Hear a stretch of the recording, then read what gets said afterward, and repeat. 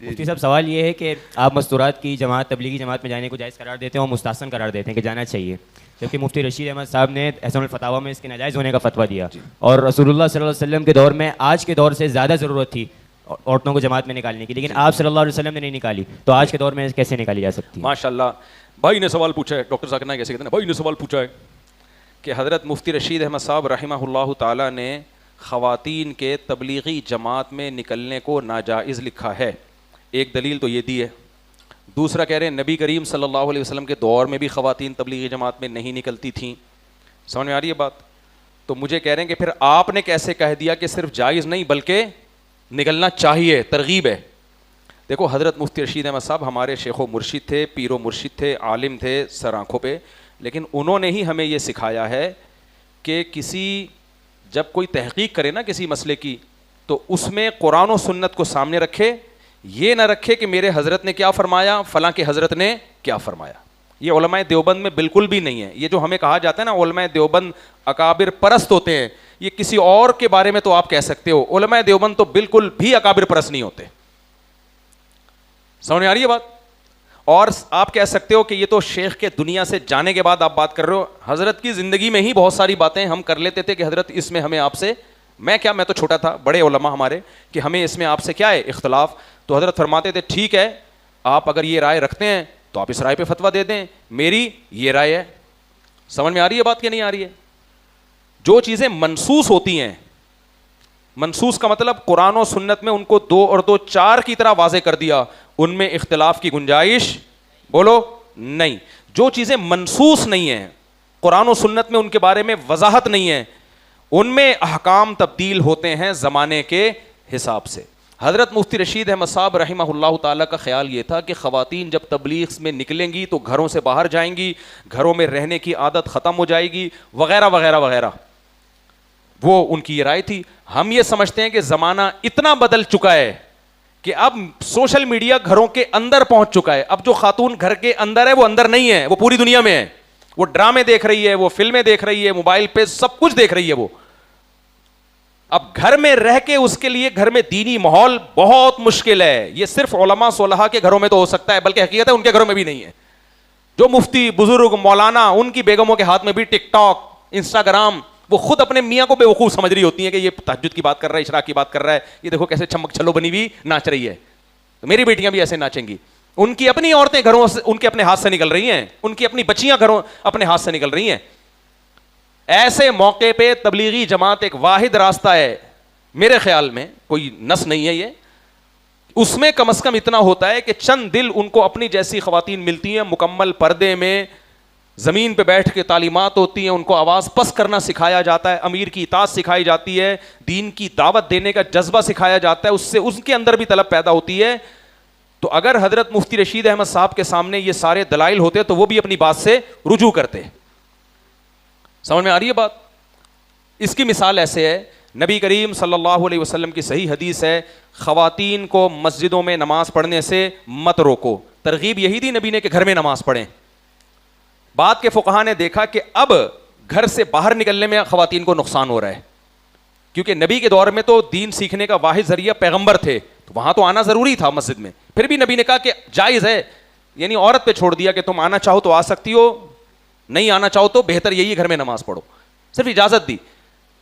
بعد میں فقہا نے دیکھا کہ بھائی اب گھروں میں دین موجود ہے، اور جب فضیلت بھی یہی ہے کہ گھر میں نماز پڑھی جائے، تو مسجد میں جانے میں سوائے بے پردگی کے، کیونکہ خواتین کو جن پابندیوں کے ساتھ مسجد میں جانے کی اجازت دی وہ پابندیوں پہ خواتین عمل نہیں کر رہی، تو سب سے پہلے حضرت عائشہ نے فتویٰ دیا۔ بخاری میں حضرت عائشہ کا فتویٰ ہے، لو کان النبی رأى ما رأینا لمنع نساءنا کما منعت نساء بنی اسرائیل، اگر نبی ہمارے زمانے کی عورتوں کو دیکھ لیتے ان کو مسجدوں میں آنے سے ایسے روکتے جیسے بنی اسرائیل کی عورتوں کو روکا گیا۔ تو آپ کی زوجہ کہہ رہی ہیں کہ بھائی اب وہ زمانہ نہیں ہے اس دور میں، تو پتہ چلا کہ زمانے کے حساب سے حکم کیا ہوا۔ حضرت عائشہ کی رائے یہی تھی، امام ابو حنیفہ نے بھی اسی رائے کو فالو کیا، تبھی جتنی احناف کی مسجدیں دنیا میں وہاں خواتین نہیں آتی۔ لیکن ہم اب یہ کہتے ہیں کہ بھائی نبی کے دور میں یا نبی کے دنیا سے جانے کے بعد گھر میں سب کچھ عورت کو مل رہا تھا، دین بھی اور حیا بھی اور پردہ بھی اور گھر میں نماز پڑھنا افضل بھی، تو کیا ضرورت تھی مسجد میں آنے کی؟ لیکن اب زمانہ کیا ہو گیا ہے؟ چینج۔ اب زمانہ یہ ہو گیا ہے کہ عورت کو مسجد میں آنے سے روکو گے تو پردہ تو دور کی بات اسلام سے بھی جائے گی وہ. اس پہ لوگ کہتے ہیں لو بھائی امام ابو حنیفہ کے دور میں عورتیں مسجد میں آنے میں فتنہ نہیں تھا, مسجد میں آنے میں فتنہ تھا اور پوری پابندیوں کے ساتھ آ رہی تھیں, یعنی خطرہ تھا کہ پابندیوں کے ساتھ نہیں آئیں گی اور فتنہ تھا, اور اب فتنہ نہیں ہے. بھائی اب زیادہ فتنہ ہے, لیکن نہ آنے میں الگ نوعیت کا اس سے بھی بڑا فتنہ ہے. اب زیادہ فتنہ یہ ہوگا مسجد میں جمعے میں عیدین میں آنے سے کیا فتنہ ہو جائے گا. کچھ ہو سکتا ہے پردے کی پابندی نہ کریں, کچھ بیٹھ کے غیبتیں کرنا شروع کر دیں, لیکن نہ آنے سے جو فتنہ ہو رہا ہے نا, خیر کی ایک جگہ تھی جہاں وہ دین کی بات سنتی, اس جگہ سے بھی آپ نے کیا کر دیا, محروم. تو گھر میں رہ کے وہ دین نہیں وہ باطل لوگوں کو سنیں گی. تو اس لیے مسجد سے ان کا رشتہ جوڑنا اس زمانے میں ضروری ہے. تو اس لیے ہماری رائے یہ ہے کہ تبلیغی جماعت, علماء صلحاء کو بھی اپنی بیویوں کو نکالنا پڑے گا تبلیغی جماعت میں. لوگ یہ سمجھتے ہیں مولانا کی بیوی تو مولانا کو فالو کر رہی ہوگی. بھائی یہ زمانہ آزادی کا ہے, کوئی کسی کو اپنا باپ نہیں مانتا. آج کل بچے باپ کو اپنا باپ نہیں مانتے. انڈیویجولزم سکھایا جا رہا ہے سوسائٹی کو, ڈراموں میں, فلموں میں. ہر شخص آزاد, میری رائے, میں جو کہوں میری مرضی. نہ باپ کی گھر میں چل رہی ہے, نہ ماں کی چل رہی ہے, نہ شوہر کی چل رہی ہے. سب انڈیویجولزم, سب اپنے اپنے. ایسے موقع پہ میرے بھائی تو خواتین کے پاس خیر کا راستہ کیا ہے؟ تبلیغ میں نکلیں, کچھ حیا آئے گی. کچھ تھوڑے بہت اگر سائیڈ افیکٹ ہوئے بھی, وہ سائیڈ افیکٹ ان سائیڈ افیکٹ سے کم ہے جو نہ جانے میں ہے. نہیں یقین آتا تجربہ کر کے دیکھ لو. بیگم کو لے جاؤ کبھی سروزے میں, دیکھو فوراً تبدیلی آئے گی کہ نہیں آئے گی. اس کی آواز بھی تمیز, آپ میں بھی تمیز پیدا ہو جائے گی. تو اس لیے حضرت مفتی رشید احمد صاحب ہمارے پیر و مرشد سر آنکھوں پر, لیکن جو چیزیں منسوس نہیں ہوتی ان میں زمانے کے حساب سے رائے میں اختلاف کیا جا سکتا ہے. سمجھتے ہو کہ نہیں سمجھتے؟ اس لیے ہماری رائے یہی ہے جمعہ اور عیدین میں خواتین کے لیے بھی جگہ ہونی چاہیے, اور ہم اپنی مسجد میں بنا رہے ہیں. ابھی نئی جو تعمیر ہوگی اس میں خواتین کے لیے بھی جگہ ہوگی. بیان تو سنیں آ کے سب علماء کے مسجدوں سے ہی دین اصل اوریجنل سچی مچی کی جو تعلیم ہوتی ہے وہ سوشل میڈیا پہ دوسرے درجے میں. اصل کہاں ہے؟ بیٹھ کے جو بات کا اثر ہوتا ہے وہ سوشل میڈیا پہ تھوڑی ہوتا ہے. سوشل میڈیا تو آدھی بات چل رہی ہوتی ہے. ابھی دیکھو میں نے اپنی دادی کے بارے میں رپورٹ پیش کی, وہ چائے میں 3 4 چمچ ڈال کے پیا کرتی تھیں, پھر بھی ماشاء اللہ 88 90 سال تک زندہ رہی ہیں. ہم ان سے کہتے تھے دادی چائے میں اتنا میٹھا کیوں؟ کہتے ہیں بیٹا ہم تو میٹھے کے لیے چائے پی رہے ہیں, چائے کے لیے میٹھا تھوڑی, چائے میں تھوڑی میٹھا ڈال رہے ہیں. میں تو میٹھا کھانے کا شوق ہے تو چائے میں ڈال کے پی لیتے ہیں. اب یہ آدھا کلپ چلایا کم بختوں نے,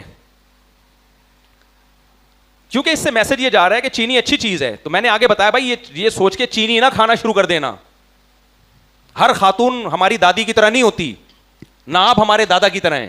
پہلے زمانے کے لوگ بعض دفعہ صحت خراب کرنے والی چیزیں کھا بھی لیتے تھے, پھر بھی 90 سال رہ لیتے تھے, کیونکہ ایک چیز صحت کے خلاف ہے, باقی ساری چیزیں وہ صحت کو طاقت دینے والی ہیں.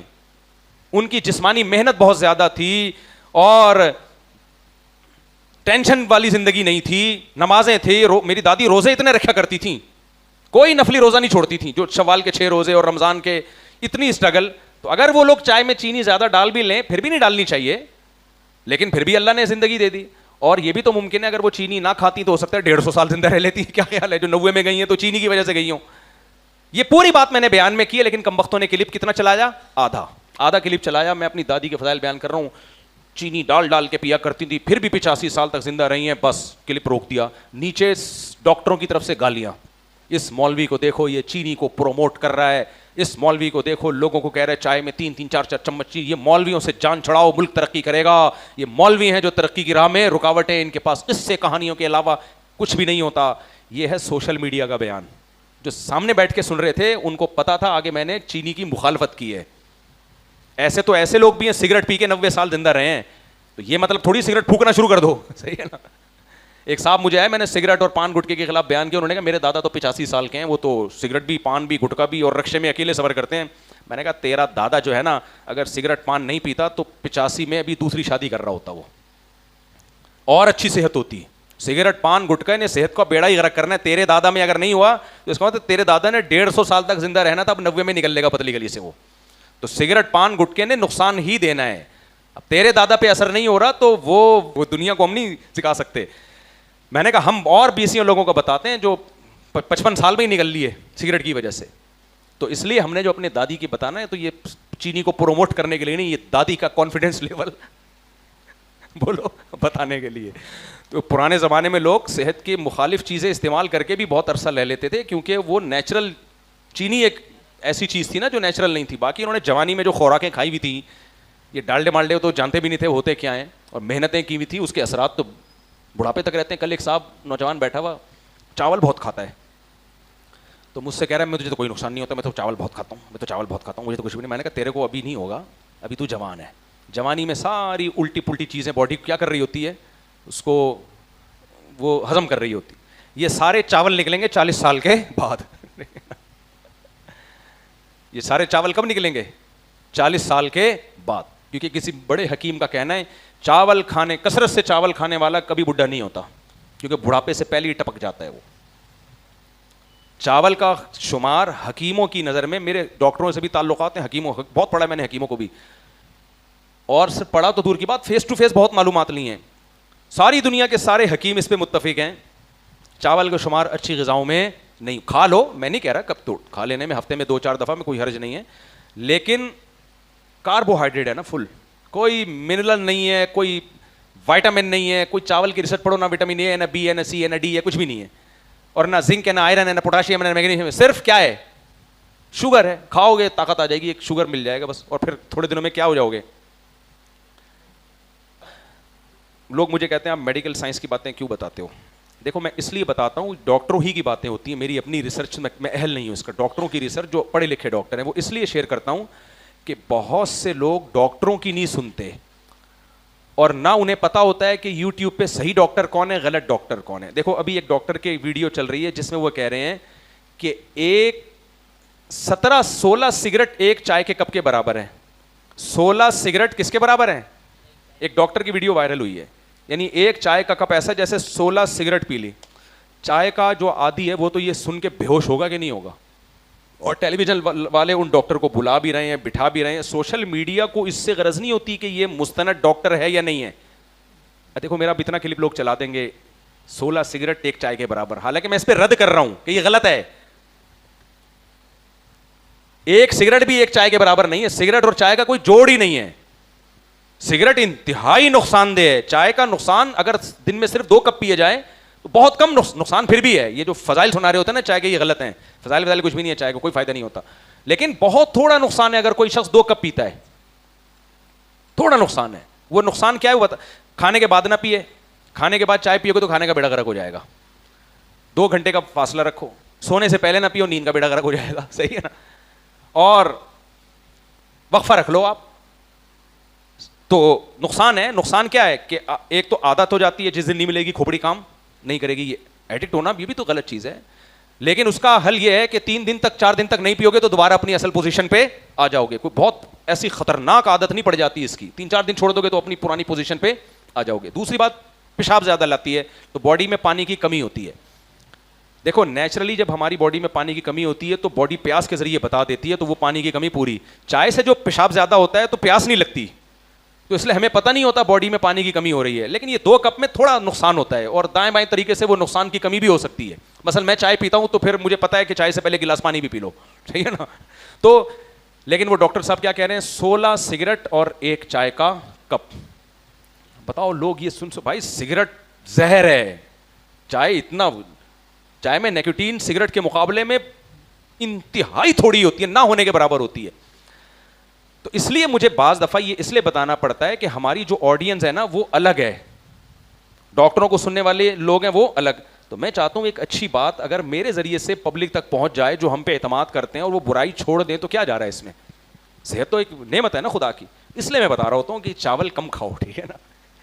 صبح و شام چاول پھوڑے جا رہے ہیں, اس میں نقصان ہوگا. اس طرح گندم کی روٹی بولو کم کھاؤ. اچھا اس میں لوگ آج کل آ گئے ملٹی گرین آٹا, وہ بھی ٹھیک ہے, لیکن اتنی ٹینشن لینے کی ضرورت نہیں ہے. ملٹی گرین یہ والا آٹا, صرف جو کی روٹی, جو میں سب کچھ ہے. زیادہ زیادہ یہ ہوتا ہے کہ جس کو جو کی روٹی کھانے کی عادت نہیں ہے نا, اس کے جو کی روٹی ہضم نہیں ہوتی, جیسے ہمیں بھی ہضم نہیں ہوتی. تو میں نے اس کا حل یہ نکالا ہوا ہے کہ آدھی جو آدھا گندم کا آٹا چکی والا, دونوں کو مکس کر لیا, کھاؤ بیٹھ کے. تو نئے آدمی کو پتہ بھی نہیں چلتا, یہ بھی کافی ہے, زیادہ نیک بننے کی بھی ضرورت نہیں ہے نا. ڈاکٹر تو پتہ نہیں کیا کیا پرہیز کروا رہا ہوتا ہے کہ یہ نہیں کرو, تو اتنا نیک بننے کی ضرورت نہیں ہے. نارمل کبیرہ گناہوں سے بچو بس, جیسے ہم دین میں کہتے ہیں کبیرہ گناہوں سے بچو, تہجد پڑھ لو تمہاری مرضی ہے. تو ایسے ہی ڈاکٹروں کی نظر میں جو کبیرہ گناہ ہیں میڈیکل سائنس کی نظر میں وہ ہے گندم کا آٹا. نمبر 2 چاول کی کثرت. Number 3 cooking oil. نمبر 4 چینی. نمبر 5 جو اکبر الکبائر, اکبر الکبائر کبیروں میں بھی سب سے بڑا, وہ ہے بیکری آئٹم. بریڈ ہو گئی, پیٹس اور پیزے اور ٹوپی ڈرامے جو لگائے ہوئے ہیں, یہ 5 کبیرہ گناہ ہیں میڈیکل سائنس کے کبیرے گناہ. صحیح ہے نا. تو ان 5 چیزوں کو کیا کرو, کچھ کو تو بالکل چھوڑ دو اور کچھ کو کیا کر دو کم. آٹا چاول بالکل نہ چھوڑو, کیا کر دو کم. اب کھائیں کیا سوال پیدا ہوتا ہے, جو مرضی جائیدادیں کھا کے جو بیٹھا ہوا ہو وہ یہ باتیں کر رہے ہیں کہ ہم کھائیں کیا. تو باقی جو مرضی کھاؤ, انڈے کھاؤ, گوشت کھاؤ, دالیں کھاؤ. دال کو بھگو دو 8-10 گھنٹے پانی میں, پانی پھینکو پھر کھاؤ. باقی میں کوئی حکیم ڈاکٹر نہیں ہوں, کوئی سوال پوچھنا ہو تو پوچھو. تو یہ باتیں اس لیے بتائی جاتی ہیں کہ ہمارے توسط سے بہت سے لوگوں تک پہنچ جاتی ہیں جو عام ڈاکٹروں تک. ڈاکٹروں کو سنو گے نا یوٹیوب پہ تو وہ کہہ رہے ہیں 16 سگریٹیں اور ایک چائے, تو عوام کو نہیں پتا ہوتا یہ پھینک رہا ہے یہ کیا کر رہا ہے. لیکن چینل والوں کو اس سے کوئی غرض نہیں ہے. السلام علیکم مفتی صاحب. صاحب میرا سوال قرآن کے متعلق ہے.